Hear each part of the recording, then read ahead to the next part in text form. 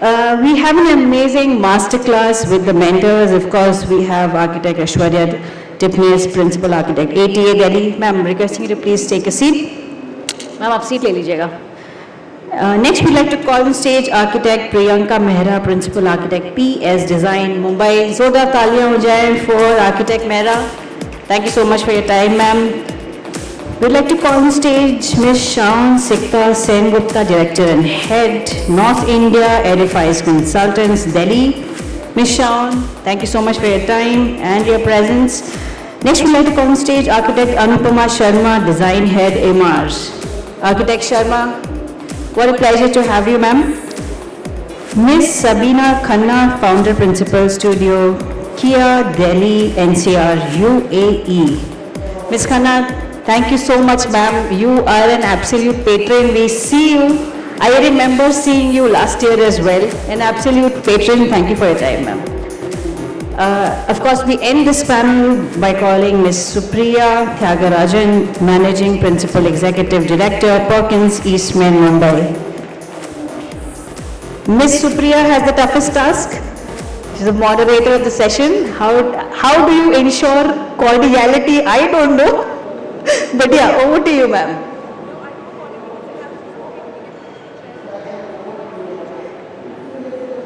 The architect, I can see the architect coming out, wanting to reshuffle everything.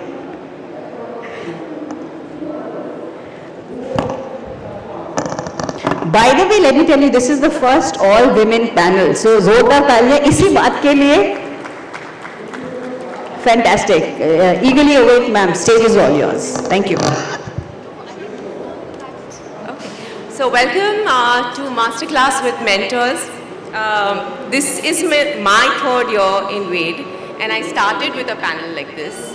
And what I found was the moderation was very important because you want to ask the right questions to the right people. So I'm glad all of you all gave me a little bit of your time, so that I could understand. Some of y'all know, but some of y'all, I'm fangirling right now, Aishwarya, I can tell you, like, big time fan.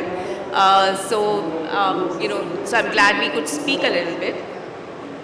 Aishwarya, since you started the whole session, let's start with the first question with you. So the way this panel is organized is that the mentors were announced online, and the questions were asked by architectural students. These are not my questions. These are questions that I'm only asking.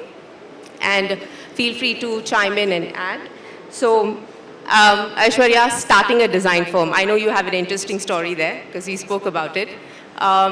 What would you tell a young designer or an aspiring architect about starting a new firm? But let's start with your story first. You know, I didn't come from a family of entrepreneurs or a family of architects. My father was an engineer and my mother was a doctor. So when I said that I wanted to study architecture, of course it was like, yeah, great, let's study, whatever. Then they asked me, what do you want to do? And I said, one day I'll open my firm.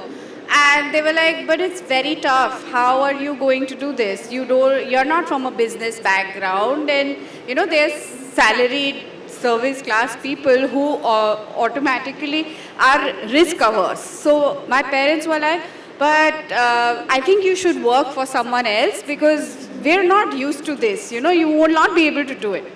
So I said, okay. So I worked with different people. I went abroad, did a master's in urban heritage. As you see that I've been interested in cities and I've been interested in everyday heritage. And when I wanted to do my master's, I wanted to do something that was in urban heritage. But at that point, there was no course in India. So I had to go to Scotland, and that's where I learned all the tricks of the trade. So I was super excited. I had a great degree. I had a great time. I came back to India. And then I realized there were no jobs because no one was doing what I wanted to do. So eventually I ended up setting up practice because I wanted to create a job that I wanted to do. There was no job that was designed for me, so I designed my own. And that's how my practice started. So today, it's a much easier way. All you have to do is, put out an Instagram page and say, sit in a co-working space and say, I'm a designer and my firm is opened and it's on. But the point is, how are you going to sustain it? How are you going to deal? I mean, now I understand what my parents were trying to tell me all those 25 years ago. How are you going to, deal with times when there are no payments? How are you going to deal with times when there is, do you have enough capital to sustain yourself? What happens if a client comes and then for 3 months there is nothing? Those are the starting phases that nobody tells you about, and those are the things you need to be aware about, because I see a lot of youngsters start firms and close them because it's very difficult to sustain. It's easy to get your first break, but it's very difficult to sustain it as you go ahead unless you have, an idea of what you're getting into. Right, I mean, and that's one of the discussion points always comes up here. Do we teach management or business in architecture schools? Because all of us are running some business at the end of the day, right? So that's a question that will come up later as well. Priyanka, I want to come to you for the same thing. What would you advise? Because you work in a very different environment. It's mostly interiors, it's senior work, it's bold, it's colorful. What was your journey, and what would you advise to aspiring architects, interior designers? So I started my firm 15 years back, and I think one of the key decisions to start a firm, this is one thing which I always say, that it's called a practice for a reason. You can't just get out of college and start a firm. You need to practice architecture. What they don't teach us in college is that being an architect is not just about designing on paper. It's also managing an entire team, on-site, off-site, in the office, out of the office. You have to manage your clients. You need to be able to understand the psychology of the client to deal with them. You need to be able to understand the psychology of the contractor to be able to deal with them. You also need to be a project manager. You also need to be, what I say, a munshi to manage your finances. And that's why, there are so many roles that you play as an architect. And I always tell anybody who comes to me, work in a firm for minimum 3 to 4 years. Because the way the projects are, unless you know every aspect of a project, how will you start your own firm? Most youngsters today, they'll come to us, they'll work for maybe a year if you are lucky, 2 years if you are very lucky, and 3 years, I think I just give them an award for being there. But the fact is that unless you know all aspects of a project, you will not be able to sustain in the market. Instagram puts such a, just such a face out there of architecture. Oh, it's so glamorous. Instagram doesn't talk about how you have to fight on site with the contractors to make sure they achieve the vision that you have. How will you achieve it if you've not worked in a firm? And also not one project. It has to be multiple projects. One project could be just, maybe a 5,000 square foot house. One project could be a 20,000 square foot house. Different, typologies. Yeah. And again, different aspects of work. You have to learn all of them. True. So, and for us, Shaun, you can vouch for this. Some of our projects take 10 years to get built, right? So it's not even 2 to 3 years. Exactly. There are projects that go on for 5 years. And unless you know all of that, how do you expect to start a firm? Which is what Aishwarya said, that it's very easy to get your first break. I got my first break through a friend. Somebody must have got it through a father, some uncle, somebody, everybody. Oh, you're an architect, mera ghar free mein design kar do. We get that first break. Uske baad kya karna hai?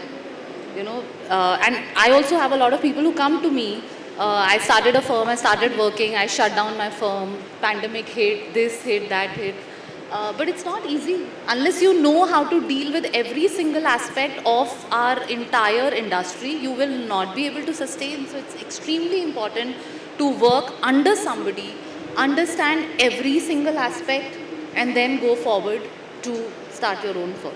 Well, that's great advice. And I will move on to Shaun. And Shaun and I have known each other now for almost 10 years. and she works for Edifice, which is 200 plus employee company. It's a very large organization. I know you also wear a lot of hats. You're also on the board. You're also the managing principal of Delhi office. How do you balance your own creativity, own need for creativity with the management aspect? So how do you balance that? Because that's a very, once you start climbing up the ranks, the creativity sort of falls on the wayside. Yeah, then that's a challenge with most architectural firms because, creativity is the bedrock of architecture. Unless you are creative, you can't sustain yourself. So, and you have to not only be creative at one point in terms of design, you have to be creative in every, activity of the project. In the sense that, what I mean to say is that when we say creative, we think it's only about the design creativity. You have to be creative about the implementation. You have to be creative about knowing how to convince your clients and customers. You have to be creative about materiality. You have to be creative about how do you allocate work to whoever you have to. So I think it's not something which is a separate glaze over the practice that you have to be creative. I think it's so inherent that you don't really have to try to balance both. It's like you mentioned the analogy of the cherry on the cake. Creativity is like the butter in the cake, I would say, So it's not like you have to try hard or make efforts to try to be creative. But having said that, I understand from where this question comes. What we in Edifice do typically is that once a project comes, we have a very flat organization. Even though we have 200, 250 people, we have an office which has not even one cabin in the office, okay? And you've been to our studio. It's like a flat studio, flat organization where the directors, founders, everybody is sitting in the same workstation as the draftsmen in the organization. So when we get a project, we typically do eskies. We throw it open to, the entire organization. We have young blood, trainees, fresh out of college. They have immense energy in them, So they come up with very nice ideas, very innovative ideas, and also workable ideas. So we are not so and associates kind of a firm where only 2%, 3% of the firm is churning out concepts. We allow everybody down the line to, create and come up with creative ideas. And then of course there is a review system, then you put it through the process once a certain bright idea has come. So we don't face any dearth in creativity because we allow everybody to be in a very egalitarian and democratic way to be creative, Well, yes, I've seen that, and I've seen that in your studio. It is pretty much a very collaborative environment, and everyone gets to participate in the design process. But I think creativity also comes in a lot of other ways, right? Like client relationships. We have to be creative in the way we manage them as well. So this question actually to Anupama and ma'am, Sabina, I'll just say, okay, thank you. Good. So both coming from very different perspectives, right? How do you handle a very difficult client? How do you communicate with them? How do you resolve conflicts? And as a client, Anupama, how do you expect, where are your pinch points as architects when they are communicating with you? Are they fully understanding what you're asking them to do? So I think it would be great to hear both of you as to how you resolve these client communication conflicts, whatever that might be. Okay, thank you, Supriya. That's actually a very pertinent question because for us, client is key. We have to have a client. So while I say client is key, we always keep the big picture of the project in mind as a practice, Clients today, like you said, I'd rather call them well-informed. You know, I won't call it more of a conflict or very stubborn or whatever. I'd say client today is well informed, well traveled, well aware, too much Googled and very Pinterested, not as interested, and they want every space to be Instagrammable ready. So hence as architects, we have to know what we are doing. And like I said, so we always work for every project in the larger vision of the project. And while you do earlier on in your practice start out to work for a client, we are in a position where we work with the client. So there's a difference. So, you know, so that is where, and when the client is well informed, I think as a practice, we take it on as a challenge, because that will always result in a better design. You know, we always want a design to be more satisfactory and as what we want. I've seen a lot of your projects being government projects. I think that's where the question also is coming from, because that's Yes. where the consensus building becomes really important. Right? Yeah, so how do you do that? Yeah, so we have worked for the government, large institutional projects, hospitality, master plannings. They've all been large-scale projects, you know. So I feel where the client tends to get more finicky or more involved is at their smaller, which are more of their personal spaces, you know, where they want particular things their way. But here in the larger picture, I think we've always had a very comfortable journey. We've been able to work with the government, with the client, to quite an extent even sit and draft out the requirements with them, you know. See, eventually it all works down to creating functional spaces, and as an architect, that's what you do best. We create space, and we know how to create that well and functional, you know. So it's a fine line of working with the client rather than for them, and at some point in time, we know best to call our shots, to let them know that while we work with your brief, let us paint the canvas in our colors so that the end product satisfies all. Anupama, do you agree? Yeah, that's an interesting question. I was actually, and I'm glad she went first. My perspective on this is very different. My experience has been very different. You know, working on the client side. So I worked on both sides, but I'll focus on working primarily on the client side. I totally agree where you say that clients today are very well traveled and they are very well aware of what is happening globally, and they're very ambitious, right? Very demanding as well. What I would do is I would club the client base into two types of clients, right? So there is the proprietor-driven client organizations, and then there are the more corporate type of client organizations. And the way the two operate, I think, are very, very different. So I've had the opportunity of working on both sides, the more corporate and the not corporate at all, the proprietor-driven organizations. Now, I have found that working on the corporate side has been relatively easier. More professional, where you get more respect for being a professional. Professional opinion is respected and valued, and you are able to engage with the client better, as you were pointing out. On the other side, however, and especially in today's market, you know, today's market dynamics, such market is really hot, and every developer is literally falling over each other to launch projects. In such a competitive environment, I find that there is very little space for dialogue. The proprietor-driven firms, they're very they are very demanding. They want the best from the consultants.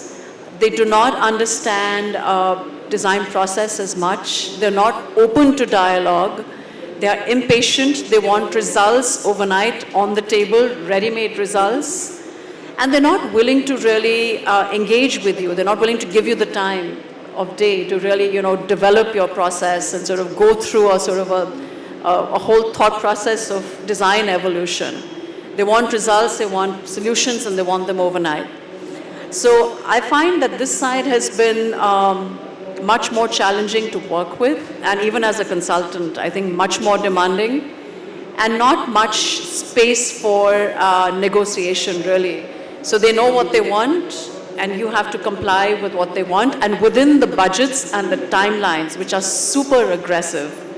So that's been my experience. And may I mention low fee? Low fee, yes, absolutely. So you have to bring the 20 and the 25th option on the table, but yes, don't ask for extra fees on that. I'm going to pass the question back to Shaun and Aishwarya now. Again, very different perspectives. Scaling up, right? How do you scale up an organization, right? So how can a design firm scale up its operations without compromising its creativity? I've seen Edifice do it and do it beautifully, right? And I'm sure there are, you can speak to the systems put in place, the different practice areas, practice area leads that lead some of those projects, right? Aishwarya, in your case, very hard to scale up because each project of yours is very unique, but still you're doing so much more in terms of community engagement. So if you can just, both of you all touch a little bit, we need to be a little faster on our answers, a little bit about how you think you're going to be able to scale up. What are the challenges and how do you sort of overcome that? So the quick answer to this is that scaling up is like blocks. So it's like a small office into X. So when you imagine your office to be, smaller teams, individual small offices and working under a larger umbrella, that's the way to scale up. So you have multiple pyramids. So it's not like you start creating a very heavy and large base pyramid. It's smaller pyramids and multiple of them. And then there is an overarching value system which holds them all together. It's key to have the top of the pyramid, to have a person who's been there, done that, and understands the value system of the company, understands the mission of the company, understands where you can compromise and understands what you cannot compromise with, and then takes that mission forward. And you have just multiple pyramids coming up, and that's the most efficient way, because if you start looking at it as one big behemoth firm, then you lose the nimbleness, you lose creativity first of all, you dissociate, as in the employees don't feel attached and involved, they get dissociated, and it becomes like these huge government-like organization.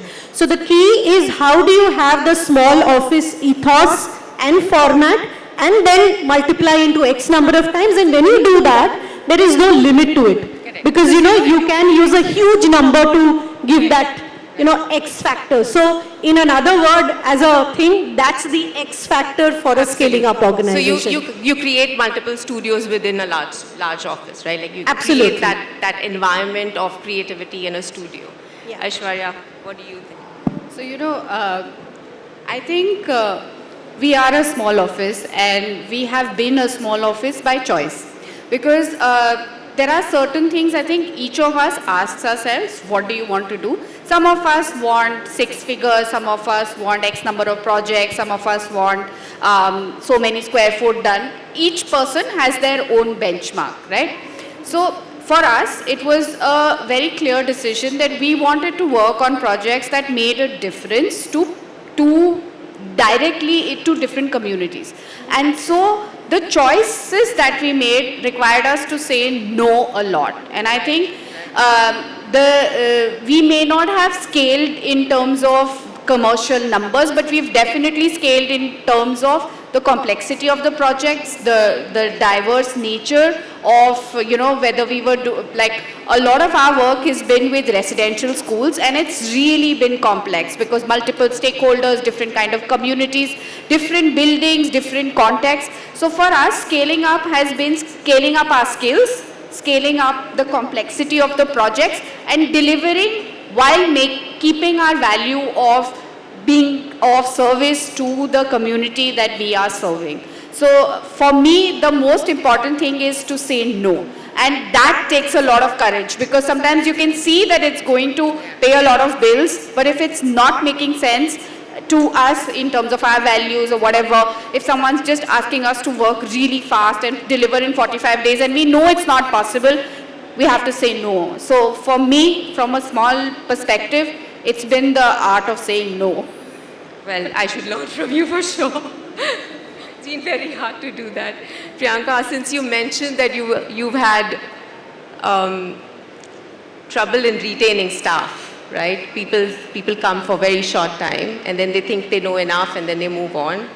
What are the sort of initiatives you've done in your own workplace to actually retain staff? So I think one of the first things that is extremely important is it doesn't matter how long do they stay. It matters is the quality of life they have while they're at the studio, and that we always ensure is the best. Okay, I give flexibility to every team member. So I have a girl who has 2 children who comes in at 1 o'clock because she has to send them to school, then she has to cook, and then she has to do her household chores, and then she can come to the office. Yes, she also manages to leave a little later. But I think the time that she's spending with us is something that she'll always remember because she got that flexibility. And I feel that no matter, eventually everybody's going to leave, I just ensure that the time they spend in the office is the best they've had in their life. So even if they go ahead, they will be like, okay, I spent 1 month there, but it was the best 1 month of my life. And that is what my team is all about. And I've also realized that a lot of them eventually don't leave because, they're having fun. Eventually, it's, either it's money or, sometimes it's studies or something that they might go in for. Yeah, we've often seen that women, especially women in the industry, leave because either, life events happen. Yes. So either they're getting married or moving or, it's child parenting becomes an issue. And if you allow flexibility or give them flexibility to stay on course with their career path, they'll always come back. Yes, and absolutely. we've seen that too. But that's really good to know. Yeah. Another question, and actually again to both of you, because I know you have a whole family of architects. Your husband, your son and your daughter, and father. Oh wow. Right? Your daughter's now in real estate finance, as I understand. And your son is a developer now. So you have everything in-house. And you work with your husband too, right? Or you with your partner. How do you navigate conflicts within partnerships? You don't. You just don't. So how do you keep, if you're working together, how do you maintain that? Because a lot of people actually, right, when they start out, they are friends from college. I did that too. I started out my own firm straight out of college with 5 friends. It wasn't easy. Because you've been running it for now 37 years and 15 years for you, I'm sure you have some trick. So my then partner and now husband joined me much later than I started the firm. So initially it was all, we obviously fell in love and we started working together. It was really great for 3-4 years. Then the conflict started happening. And there was a point that we said, if we want the sanity at home and in the office, it's better we work on separate projects or different aspects of the same projects. And I think that has helped us a lot. So fortunately, design really unites us. I think we are very passionate as designers and we were always on the same page there. However, we are very different personalities. I'm a maximalist, he's a minimalist, so our design sensibilities are extremely different. So we decided that better that we separate out the projects wherever it is. And even if we're working on a large project, obviously when bigger clients come to us, it's always about, a partnership that they see.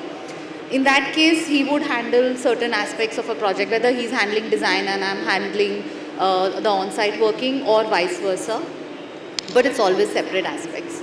So, yeah. Savina? Yeah, so here we have, yes, we are architects across 3 generations. The lines between our personal and professional lives are completely blurred because whenever we've sat at the dining table, we've talked of nothing but design we've walked a mall or gone for a movie, you're always discussing design, and that's what always comes to us naturally. But across us, we have touched upon the different realms within architecture. My father we lost him to COVID, unfortunately. He was in government architecture. So the government architecture buildings is something which is entirely different, the large infrastructure that he did. He spearheaded the states of Haryana and Himachal and contributed to the large infrastructure projects there in the tourism in those two states, So that was an entirely different aspect. And that is probably from where me and my brother got inspiration, though we were not forced into moving into architecture, but it was a natural progression. My brother is in Canada. He's doing his own design development, his own firm. I married an architect. My kids now, so from the design vertical, we have a development vertical, which my son is doing. My daughter has moved into real estate finance, is working with a corporate company into portfolio and asset management. But for our projects, is still doing the number crunching, holding our finances in place and project timelines. So I think very cohesively, while we are all in the larger domain of architecture, each one has a defined role and a different focus of what we are doing. But yes, when we get a project or my brother gets a project or anything, we can very conducively all brainstorm on it. We all bring forth our ideas and our suggestions, So it's a very healthy mix across the six of us, the five of us now. I'm going to change the topic a little bit, and again coming back to you, Anupama. How has technology helped? We know on the architect side, on the consultancy side, how it helps us. What is driving on the client side? How are you all driving technology within the construction, adapting technology to make sure that things are getting faster? You're asking your architects to do things in a certain way. Is there a big change do you see? So there again, I would say that, having worked in the US and having worked in India, I think the scene is very different between the two continents. On the client side, I find in the Indian subcontinent, we are still very far behind. We're still lagging significantly on, a simple thing as technology adoption. So now, having been part of 3 big reputed client outfits, I will say that only one has successfully been able to adopt technology. And I can share that experience. This is when I was part of Tata Realty in Mumbai. I think that was the one client-driven outfit where, we were working seamlessly as a team that was ready to embrace change and ready to embrace technology and ready to embrace new ideas, be it in design or during construction. And what we did is we adopted, so BIM, of course, was the platform. We adopted BIM, we brought in BIM 360, which we were able to implement on our projects right from start of design and took it all the way into construction. So we actually have one successful project we delivered here in Gurgaon that we took onto the BIM platform. And we didn't stop just with design and construction. We also, brought in technology and brought in lean technology, lean design principles into our planning and into our project management as well.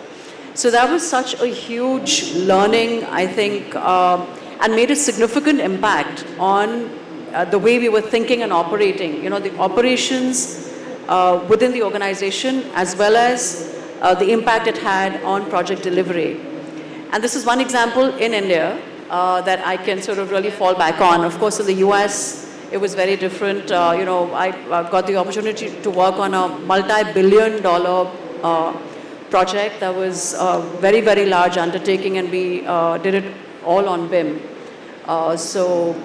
We had top designers and contractors working on it. So the difference I find is that your larger contractor names, like we worked with Skanska, they are more sophisticated and they're trained to, work on BIM platforms as well. So you can take your project design into construction and you work from the model, and even the contractor's team is trained to work off of BIM. Whereas here in India, you rarely find a contractor, that has training on BIM. So I think long way to go for us here. We have very little time, so I'm just going to now quickly run through questions. So quick question to you, Shaun. Sustainability. You have a really interesting project. Sustainability. You have a very interesting project you've been personally involved with. Very quickly, if you can give us what is that project about and why it means what it means. I know it's also called something with energy, so. Yeah, so Supriya, I think you're talking about the Atal Akshay Urja Bhavan project.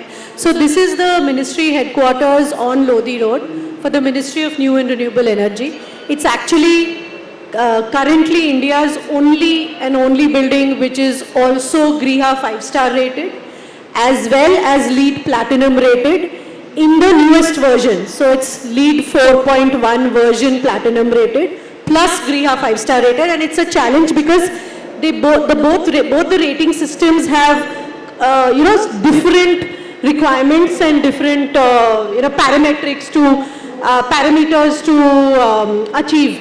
And the reason we were able to, and mind you, we did not design the building to achieve a Griha rating or a LEED Platinum rating.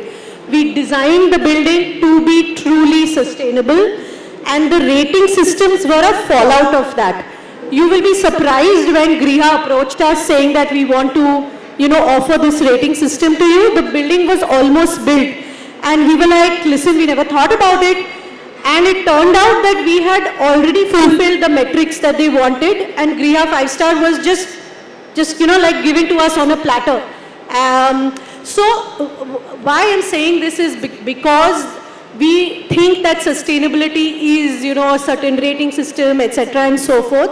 If you design a building from the beginning, wanting it to be truly sustainable, it starts with planning the building. And if you stress more on lesser money intensive and lesser technology intensive interventions, at least in India, a building will definitely become far more sustainable and meet all the metrics as a result than later on trying to bring in expensive glass and expensive HVAC technologies and other measures to try to, fit the bill. So this particular building, we started from the planning itself. We looked at wind analysis, we looked at light analysis, we looked at user analysis, and I mean, it's a lot to say in like half a second, but having said that, you should look at the inherent aspects of the building to try to make it sustainable. That's what I would say. I think we are running out of time, but thank you so much for sharing. If quickly we can go over one advice you would give the generation that's coming into the workforce, very quickly, so that we're not taking up anybody's time. Aishwarya, you can start. Very quick. I think they need to have a very clear idea as to what success means, and I think it has to be really individual. A lot of times I think the problem with youngsters is they get influenced by Instagram and everyone thinks they are going to be a diva and they are going to make it, but I think the definition of success is very different for each individual, and it's time people don't emulate others but try to find your own definition. That's really important because they are setting themselves up for failure. My advice to the youngsters would be a sponge. Try and take in whatever you can, and do not initially think about money. Money will come to you. If you be a sponge, if you are learning things, if you are true to yourself, money is an offshoot of what you do. Don't run after money. Money will run after you. Be patient. And especially in architecture, it is said that you become an architect at the age of 60. So you are in a profession, like you were mentioning, You have to be patient. If you are not patient, you cannot be an architect. Do we have time to take others or you're going to throw us off? Okay. I think we're done. Ladies and gentlemen, a big round of applause to our absolute women queens. Ms. Tyagarajan, let me predict, like just taking 30 seconds more, let me predict the conversation that you have with Ms. Vartika Dwivedi. Whenever is it that you get an invite from Asia? First, I will join only and only if I moderate a session. And second, the session has to be filled with absolute warrior queens from the industry. Because I remember you moderating a woman-led panel last year itself. So can we have a big round of applause to all the women on stage? What a fantastic session that was, an absolute pleasure. Please stay with us a little longer. We request Mr. Govind Mundra, Director Merino. Thank you so much, Mr. Mundra. And of course, Ms. Vartika Dwivedi. Please come on up and present our leaders with a token of our appreciation. Ladies and gentlemen, a big round of applause for Team Merino. Team Merino, thank you so much for your support. You've been fantastic sponsors for Asia.